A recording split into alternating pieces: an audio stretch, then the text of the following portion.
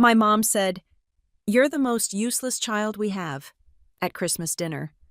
So I answered back, and I'm Savannah, 31, and I've always been the black sheep in my family of overachievers.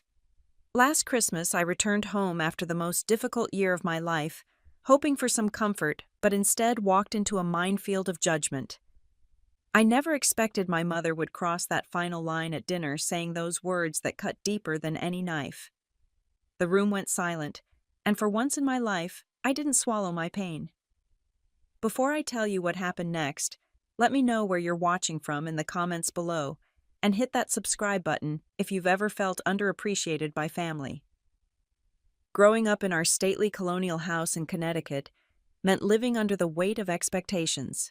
My father, Thomas, a renowned cardiovascular surgeon at Hartford Hospital, and my mother, Eleanor, the dean of humanities at a prestigious university, built their lives around achievement and status. Our family photos might have looked perfect from the outside, but the pressure to excel was suffocating. My older brother James, now 35, was the golden child from day one. He followed my father's footsteps into an impressive career, becoming a corporate attorney at one of the top firms in Boston. His office walls were lined with accolades, each one earning approving nods from our parents. Every conversation about James included phrases like exceptional performance and partner track. Then there was my younger sister Amanda, 28, the family prodigy who breezed through medical school and was now a second-year resident in pediatric surgery. Amanda could do no wrong in my parents' eyes. She had our father's steady hands and our mother's sharp intellect, a combination that made her the perfect culmination of the family legacy. And then there was me, stuck in the middle. I discovered my passion for writing early, filling journals with stories and poems that my practical-minded parents viewed as cute hobbies at best, concerning distractions at worst. When I chose to major in creative writing instead of pre-med or pre-law, the disappointment in our house was palpable. Writing is a wonderful hobby, Savannah, but what will you actually do for a living? My mother would ask this question repeatedly during my college years, her tone suggesting I was making the most foolish decision possible. After graduation, I moved to New York City to pursue freelance writing. The past 8 years had been a roller coaster of small victories and crushing defeats. For every article published or client secured, there were dozens of rejections and missed opportunities. My parents never failed to point out that I could have been established by now if I had chosen a real career. At family gatherings, the conversation pattern was painfully predictable. James would share news about his latest case or promotion. Amanda would talk about an innovative procedure she was learning. And when it came to my turn, my updates about new writing projects were met with polite nods and quick subject changes. "That's nice, dear. Did you hear about the vacation home the Hendersons just purchased in Nantucket?" My mother would say, not bothering to hide her disinterest in my creative endeavors. The year leading up to that fateful Christmas had been particularly brutal. I lost my biggest client, a lifestyle magazine that had provided steady work for 3 years, when they downsized their content team. My relationship with Ryan, my boyfriend of 2 years, ended when he took a job in Seattle and decided long distance wasn't worth trying. And my apartment building was sold to developers, forcing me to find a new place with significantly higher rent that stretched my already tight budget to the breaking point. I almost canceled my trip home for Christmas that year. The thought of facing my family's judgment while feeling so vulnerable made my stomach churn. But something inside me, perhaps a desperate need for connection, or the fading hope that my family might actually provide comfort during a difficult time, pushed me to book my train ticket to Connecticut. When I arrived at the station, my father picked me up in his immaculate Mercedes, filling the drive home with small talk about the neighbors and the unseasonably warm weather. He asked exactly 3 questions about my life in New York, nodding absently at my answers while checking his phone at red lights. The house looked like something from a Christmas catalog, with professional decorations that my mother updated with the latest holiday trends each year. Perfect garlands draped the staircase, and the 12-foot tree in the living room was adorned with color-coordinated ornaments rather than the mismatched sentimental collections that filled most family homes. "Savannah, you look tired," was my mother's greeting as I entered the kitchen. No hug, just a critical assessment. You should put some concealer under your eyes before everyone arrives tomorrow. And just like that, I was 15 again, never quite measuring up to the family standard. I unpacked in my childhood bedroom, now converted to a tasteful guest room with almost no evidence that I'd ever lived there. My writing awards from high school and college, once displayed on my bookshelf, were nowhere to be seen, likely packed away in the attic with other forgotten memorabilia. That night I lay awake wondering why I had come home, why I continued to seek approval from people who had shown time and again that they valued achievement over happiness, status over authenticity. I should have known that Christmas would only bring more of the same, but somehow I still wasn't prepared for just how bad it would get. Christmas Eve morning brought a flurry of activity as my mother orchestrated her annual holiday dinner with military precision. The house filled with delicious aromas as she prepared her traditional menu, each dish executed to perfection. I offered to help, eager to find some connection with her. "You can set the dining room table," she said, handing me the heirloom china that only appeared for special occasions. "Remember, the water goblets go above the knife, not the wine glasses." I nodded carefully, arranging each place setting exactly as I'd been taught. 20 minutes later, I found my mother rearranging everything I'd done. "The napkins should be folded in the bishop's hat style this year, not the simple rectangle," she said without looking up. "And you've put the salad forks in the wrong position." I bit my tongue and stepped back, watching as she erased my efforts. This was such a perfect metaphor for our relationship that I almost laughed. Almost. By noon, family members began arriving. My father's sister, Aunt Patricia, swept in wearing an expensive cashmere sweater and immediately began commenting on everything from the tree decorations to my mother's choice of appetizers. Her husband, Uncle Robert, followed silently behind, already looking like he needed a stronger drink than the eggnog my father was serving. My cousin Zoe, Aunt Patricia's daughter, gave me a genuine hug when she arrived. At 27, she was the only family member who seemed to understand my choices. As a photographer for a travel magazine, she had also chosen a creative path that raised eyebrows in our achievement-oriented family. "How's the writing going?" she whispered as we helped bring appetizers to the living room. "I loved that piece you published in the literary journal last month." I smiled, surprised and touched that she had actually read my work. "Thanks for noticing. Nobody else in the family mentioned it." "Well, they're idiots," she replied with a wink. "Your words made me cry in a good way." That small moment of validation warmed me, but the feeling was short-lived. James arrived next with his new girlfriend Natalie, a cardiothoracic surgeon who immediately earned my mother's approval. They had barely removed their coats before my mother was pulling them into the living room to show off James's latest accomplishment. "James just made junior partner at the firm," she announced to everyone. "Youngest in the company's history." The room erupted in congratulations while I stood in the doorway with a tray of canapés invisible as usual. James caught my eye and gave me a small, apologetic smile. Despite his golden child status, my brother wasn't unkind. He just played the game better than I ever could. Amanda arrived last, bursting through the door with uncharacteristic excitement. "Sorry I'm late. The train was delayed, and I couldn't wait to share my news." She thrust her left hand forward, displaying a sizable diamond engagement ring. Her boyfriend, now fiancé, Dr. Stephen Chen, had proposed the previous night. More exclamations and congratulations filled the room as my mother actually shed tears of joy, pulling Amanda into a tight embrace. "My baby is getting married, and to such an accomplished young man. The head of neurosurgery is already mentoring him, you know," she told Aunt Patricia, who nodded approvingly.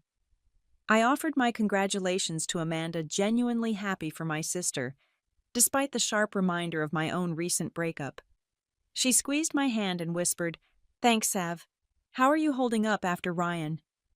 Before I could answer, my mother whisked her away to call some family friends with the news. The moment of sisterly connection evaporated as quickly as it had appeared. During a brief lull in the kitchen preparations, I mentioned to my father that I'd recently been contacted by a literary agent who was interested in my collection of short stories. "That's nice," he said without looking up from the wine he was decanting, though I imagine it's difficult to make a living from short stories. Have you considered technical writing, I hear? There's good money in that. By the time we all sat down for dinner, the contrast between my siblings' successes and my perceived failures hung in the air like the heavy scent of my mother's perfume. The massive dining table was a showcase of my mother's entertaining prowess with perfectly polished silver crystal goblets and a centerpiece of white roses and evergreens. My father carved the standing rib roast at the head of the table, while my mother presided from the other end, orchestrating the serving of side dishes with precise instructions.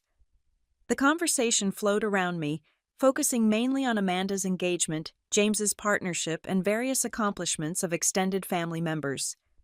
I pushed food around my plate, my appetite diminished by the knot of anxiety in my stomach. My mother noticed, of course. She noticed everything. "Savannah, you've hardly touched your food. I made your favorite Yorkshire pudding." "It's delicious, Mom. I'm just not very hungry." "You should eat properly. You're looking too thin, but not in a healthy way," she added, managing to turn even concern into criticism. The conversation shifted to plans for the coming year. James described a high-profile case his firm had just taken on. Amanda and Stephen shared their preliminary wedding plans, which apparently included a honeymoon to the Maldives. Then my mother turned her attention to me, her expression a mixture of obligation and trepidation, as if asking about my life was a necessary but unpleasant duty. "And what about you, Savannah? Any promising developments on the horizon?" All eyes turned to me, waiting. I took a small sip of wine, buying myself a moment to frame my response in the most impressive way possible, a habit born from years of trying to make my creative pursuits sound legitimate to my achievement-oriented family. Actually, I've been working on a collection of linked short stories, and an agent from Henderson Literary reached out after reading my piece in The Atlantic. She thinks there might be potential for a book deal. I tried to keep my tone casual, but inside I was bursting with pride. This was a genuine accomplishment in my world, a validation of years of hard work and persistence. For a brief moment, I allowed myself to hope for approval.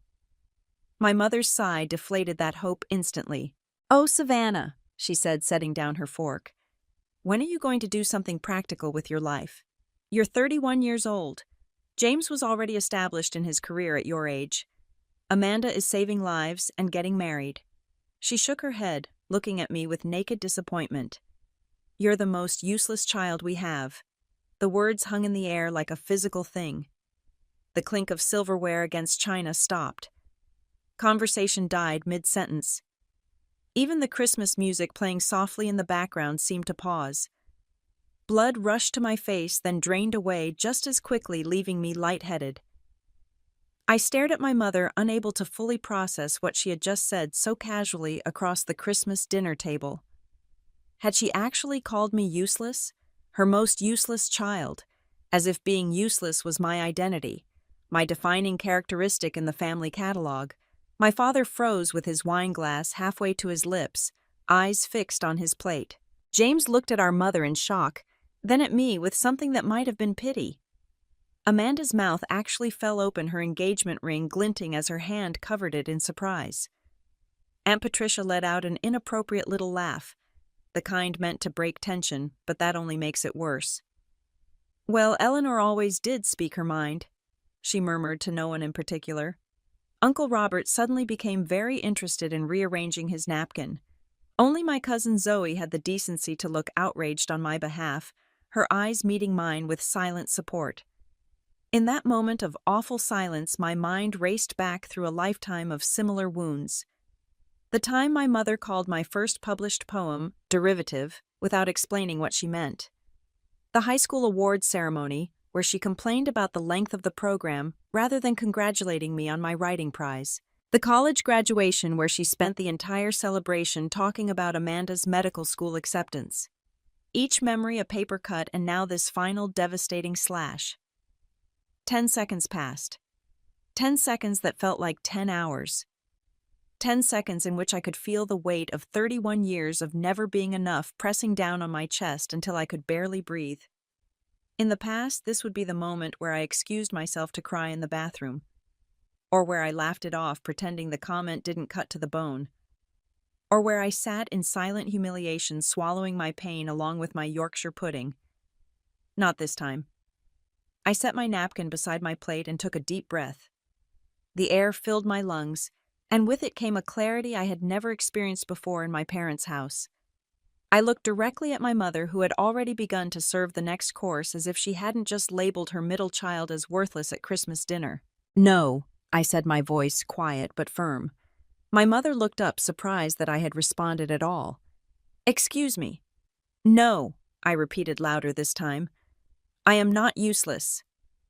The room went silent again, but this time the silence belonged to me. "I said I am not useless." I repeated, my voice growing stronger with each word. My hands trembled slightly, but I placed them flat on the table to steady them. "And I need you to hear me, really hear me for once in my life." My mother's expression shifted from surprise to impatience. "Savannah, I didn't mean to hurt your feelings. Let's not make a scene at Christmas dinner." "That's exactly the problem, Mom. You didn't even realize what you just said. You called me your daughter useless. At Christmas dinner, in front of our entire family." I gestured around the table. "And you expected me to just accept that, like I've accepted every dismissive comment and disappointment and comparison for my entire life." "I was just expressing concern about your career choices," my mother said defensively. "You know we want what's best for you." "No." I shook my head. "What's best for me and what fits your narrow definition of success are two very different things. I'm a published writer with bylines in national magazines. I've won writing competitions. I've built a freelance business from nothing. I've created work that moves people." I glanced at Zoe, who nodded encouragingly. "But none of that matters to you because it doesn't come with the right title, or the right salary, or the right status. Nothing I do will ever be good enough because you decided years ago that my path wasn't valuable." My father cleared his throat. "Savannah, I think you're overreacting. Your mother didn't mean—" "Dad, with all due respect, you don't get to decide how I feel about being called useless by my own mother." I turned back to her. "Do you have any idea what it's like to grow up knowing you're a disappointment? To have every accomplishment dismissed or ignored? To watch your siblings receive praise and support, while your passions are treated like inconvenient hobbies?" My mother's face flushed. "That is completely unfair. We've supported you. You paid for my education, yes. You let me live in your house. You did the bare minimum required of parents. But you've never, not once, truly supported my writing. You've never asked to read my work. You've never celebrated my publications without immediately questioning when I'd get a real job. You've never validated my choice to pursue what I love." My voice cracked slightly, but I pushed through. "And the worst part is, I've spent years trying to prove my worth to you. Years seeking your approval. Years doubting myself because if my own mother thinks I'm worthless, maybe I am." The table remained silent. Amanda stared at her plate. My father looked deeply uncomfortable. Aunt Patricia and Uncle Robert exchanged glances, clearly wishing they were anywhere else. Then James did something that shocked me. He set down his fork and looked directly at our mother. "Savannah's right, Mom. You and Dad have always had different standards for her. You've never given her writing the same respect you've given my legal career or Amanda's medical one." My mother turned to him, betrayal written across her face. "James, that's not true. We've always treated all of you equally." James shook his head. "No, you haven't. And for what it's worth, my successful legal career that you're so proud of, it's killing me slowly. I work 80-hour weeks doing soul-crushing work for clients I often despise, but I keep doing it because I don't want to disappoint you and Dad." The confession hung in the air like a revelation. My perfect, successful brother was miserable. I stared at James, seeing him clearly for the first time in years. The dark circles under his eyes, the tension in his shoulders, the way his smile never quite reached his eyes anymore. Amanda shifted uncomfortably in her seat. "I think we should change the subject. This is getting too intense for Christmas dinner."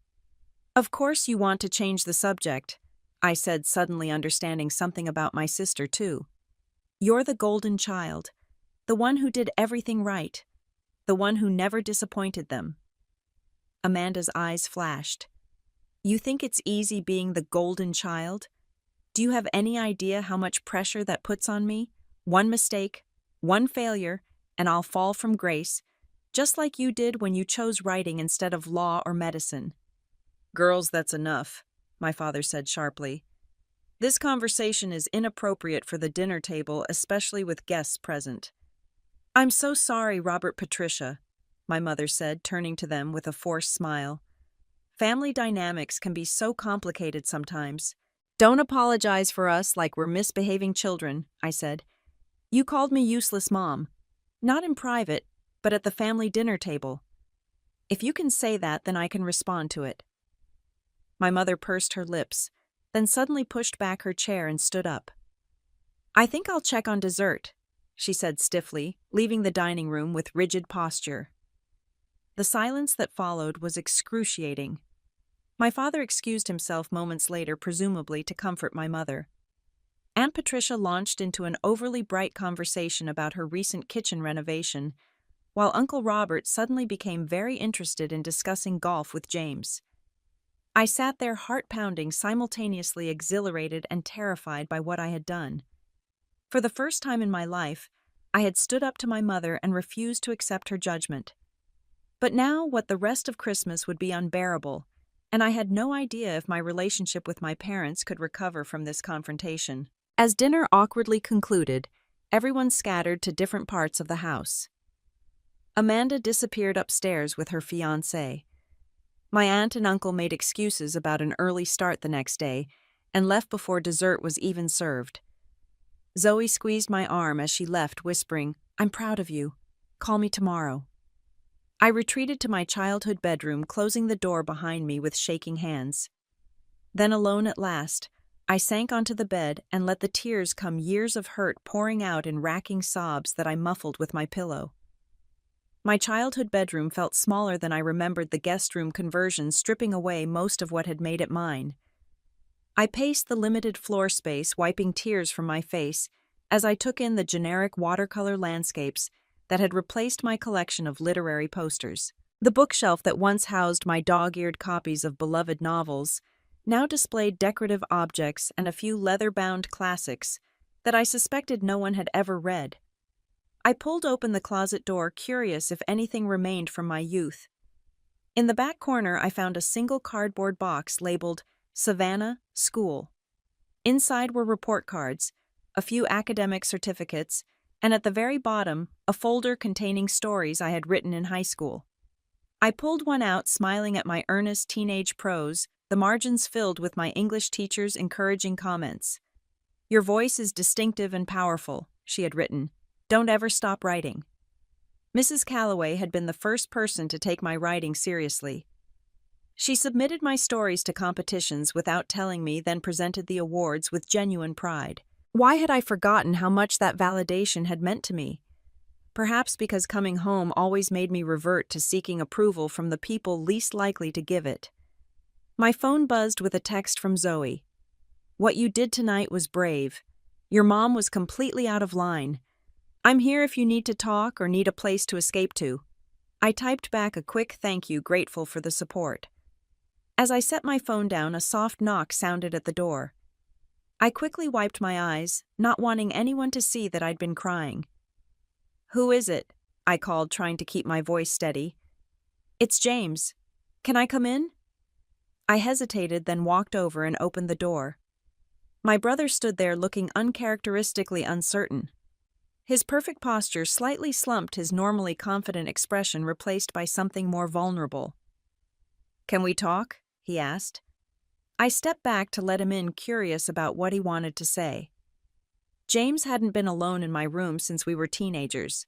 As children, we had been close, building blanket forts and creating elaborate imaginary worlds.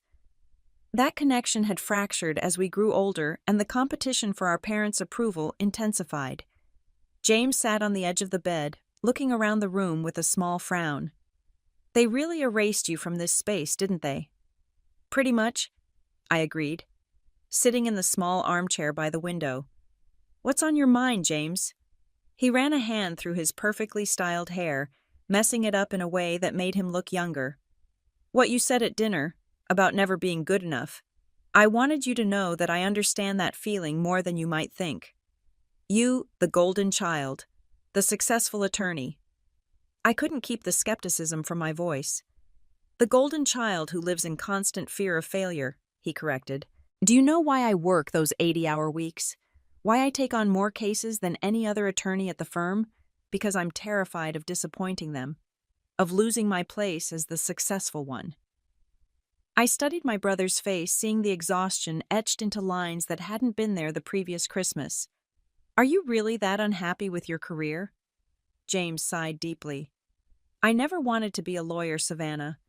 I wanted to teach history, to work with students who were passionate about the past. But when I mentioned that to Dad in high school, he laughed and said teaching was for people who couldn't do anything more ambitious.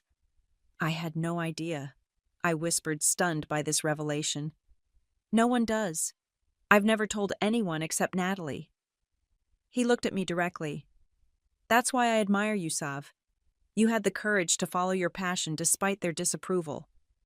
I took the easy route, the expected path, and now I'm trapped in a life I never wanted. It's never too late to change direction, I suggested. James gave a hollow laugh. Is it that simple? I have a mortgage on a luxury condo, car payments on a BMW, and a lifestyle that requires my six-figure income. The golden handcuffs are pretty tight. We sat in silence for a moment, two siblings finally seeing each other clearly after years of viewing our relationship through the distorted lens of our parents' expectations. Remember when we used to write plays and perform them for the neighbors? James asked suddenly. I smiled at the memory. You were always the dashing hero, and I was the narrator because I loved writing the story. Those were good days, he said softly, before we understood what Mom and Dad expected from us. Another knock interrupted our conversation. The door cracked open and Amanda peered in, her expression unusually hesitant. Can I join whatever sibling therapy session is happening in here? She asked, with a weak attempt at humor. I gestured for her to enter. She settled on the floor, leaning against the bed near James, her engagement ring catching the light as she tucked her hair behind her ear. That was quite a dinner, she said. Mom's downstairs stress-baking another batch of Christmas cookies and pretending nothing happened. Classic Eleanor coping mechanism, James commented. I'm sorry if I made things uncomfortable for everyone. I said, though, I wasn't actually sorry for standing up for myself. Amanda shook her head. Don't apologize. Mom was way out of line. She hesitated, then added, and you were right about me too. Being the golden child comes with its own kind of pressure. Tell me about it, I encouraged, realizing how little I really knew about my sister's experience. I'm constantly terrified of making a mistake, Amanda admitted. One failed exam, one surgical error, and I'd lose their approval in a heartbeat. They don't love us for who we are. They love what we achieve. She twisted her engagement ring nervously. You want to know something terrible? Part of me got engaged because I knew it would make them happy. Do you love Stephen? James asked with concern. Yes, absolutely, Amanda assured us. But would I have said yes right now in the middle of my residency if I didn't know how much it would thrill Mom and Dad? I'm not sure. The three of us fell into conversation more honest than any we'd had in years, perhaps ever. James described the panic attacks he'd started having at work. Amanda confessed her doubts about specializing in surgery rather than psychiatry, which had been her original interest. I shared my struggles with imposter syndrome and financial insecurity in my writing career. As the night deepened, our childhood bonds began to reform, strengthened by adult understanding. We weren't competitors anymore, but survivors of the same demanding environment, each damaged in our own way by the constant pressure to achieve, to excel, to be exceptional. We should have done this years ago, James said, as our conversation wound down near midnight. Better late than never. I replied, feeling a glimmer of hope that something positive might come from this disastrous Christmas after all. As my siblings returned to their rooms, I made a decision. I would not slink away from this confrontation. I would stay for Christmas morning, face my mother, and try to have an honest conversation with her. It was time to break the cycle of seeking approval I would never receive, and instead establish a healthier relationship based on mutual respect, or at least honest acknowledgement of our differences. With that resolution made, I finally fell into an exhausted sleep, emotionally drained, but somehow lighter than I had felt in years. Christmas morning arrived with pale winter sunlight filtering through the guest room curtains. I lay in bed for a few extra minutes rehearsing what I might say to my mother when we inevitably faced each other. The house was quiet, except for the distant sounds of activity in the kitchen. My mother always prepared an elaborate Christmas breakfast, another tradition executed with perfect precision. When I finally made my way downstairs, the scene in the breakfast nook was a masterclass in polite avoidance. My father sat behind his newspaper occasionally, making comments about the weather forecast. James and Natalie sat close together, speaking quietly. Amanda and Stephen were checking something on her phone. My mother moved efficiently between kitchen and dining area, setting out platters of Belgian waffles, bacon, and fresh fruit, arranged in artistic patterns. "Merry Christmas, everyone," I said, taking the only empty seat at the table. A chorus of Merry Christmas responses followed with varying degrees of enthusiasm. My mother barely glanced at me as she placed a carafe of freshly squeezed orange juice on the table. "Did everyone sleep well?" my father asked, folding his newspaper and making a valiant attempt at normal conversation. Small talk limped along through breakfast, everyone carefully avoiding any reference to the previous night's confrontation. My mother maintained a brittle smile, speaking only when directly addressed. James caught my eye, occasionally offering silent support. Amanda seemed torn between family loyalty and her new understanding of our shared struggle. As breakfast concluded, my father announced it was time for the gift exchange. We moved to the living room, where perfectly wrapped presents were arranged under the tree, each one a testament to my mother's impeccable taste and attention to detail. I excused myself to retrieve the gifts I had brought, taking a moment in the hallway to gather my courage. When I returned, my mother was in the kitchen alone, preparing coffee to serve with dessert. Here was my opportunity. "Mom," I said quietly from the doorway, "can we talk?" She continued measuring coffee grounds without looking up. "If you're going to continue last night's performance, I'd rather you didn't." "It wasn't a performance," I replied, stepping into the kitchen. It was honest emotion after years of holding it in. "Well, it was inappropriate and embarrassing," she said sharply. "Patricia and Robert probably won't come for Christmas again after that scene. I'm sorry it made them uncomfortable," I said, choosing my words carefully. "But I'm not sorry I stood up for myself." My mother finally looked at me, her expression a mix of irritation and something else I couldn't quite identify. Hurt, perhaps, or recognition. "Why are you so harsh with me?" I asked directly. "Where does this perfectionism come from, this need to measure everyone's worth by their achievements?" She turned away, focusing intently on the coffee maker. For a moment I thought she would ignore the question entirely. Then her shoulders dropped slightly. "My mother was the same way with me," she said so quietly I almost missed it. "Nothing was ever good enough. Not my grades, not my piano recitals, not even my marriage to your father."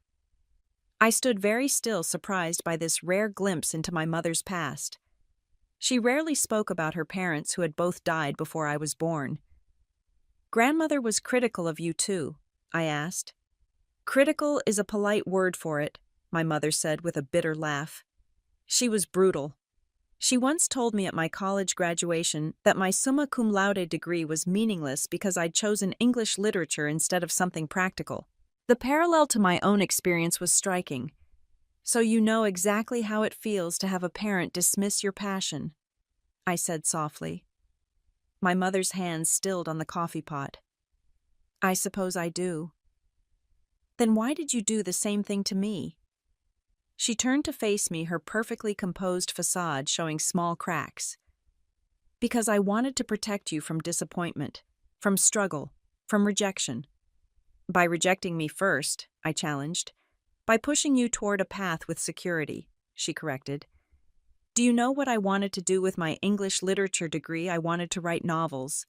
But my mother convinced me it was a foolish dream. I chose academia instead, something respectable and secure.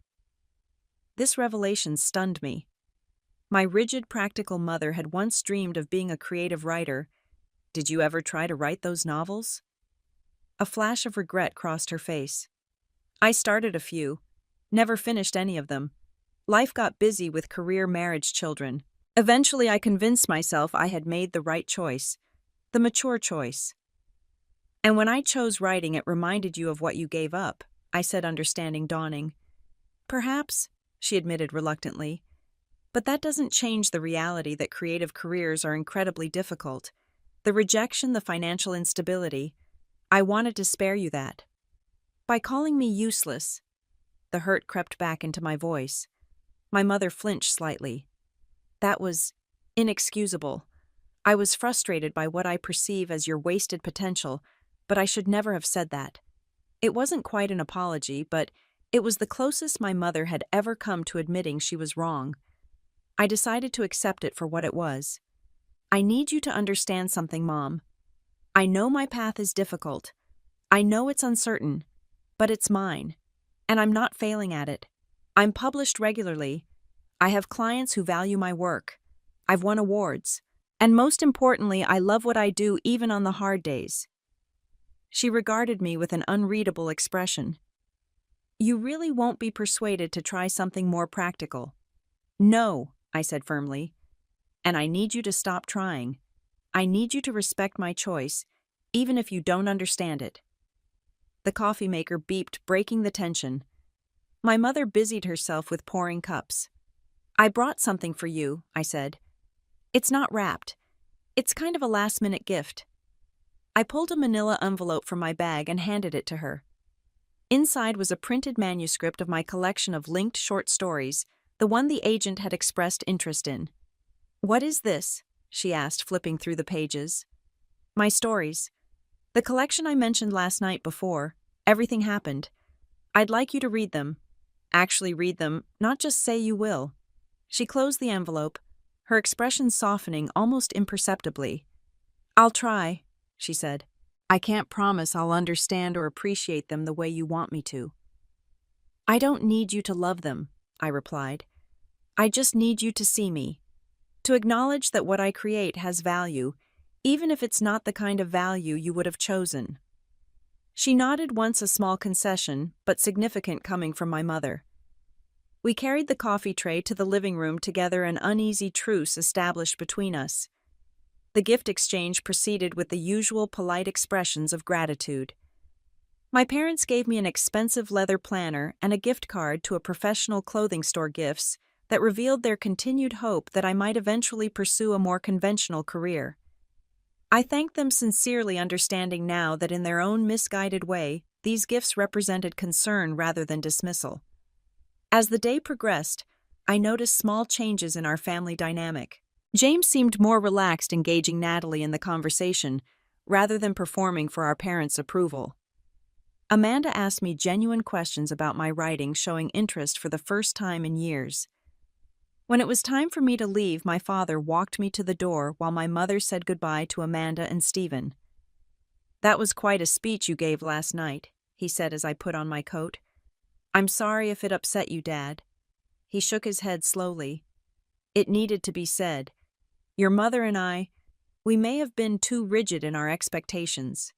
He cleared his throat awkwardly. Your writing, it means that much to you. It's not just what I do, Dad. It's who I am. He nodded thoughtfully. Then you should pursue it regardless of what anyone else thinks, even your mother.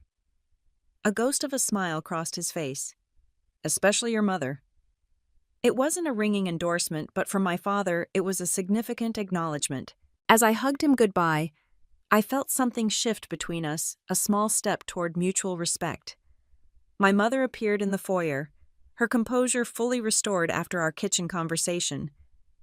You have everything, your train isn't until 4, correct? Yes, I've got everything, I replied, bracing myself for an awkward goodbye. To my surprise, she stepped forward and gave me a quick, stiff hug. Safe travels, she said, then added more quietly, I'll read your stories. As I walked to my father's car for the ride to the station, I felt lighter than I had in years. Nothing had been fully resolved. My mother hadn't suddenly transformed into a warm, supportive parent. My family hadn't magically healed all its dysfunction. But for the first time, I had stood up for myself and my choices, and the world hadn't ended.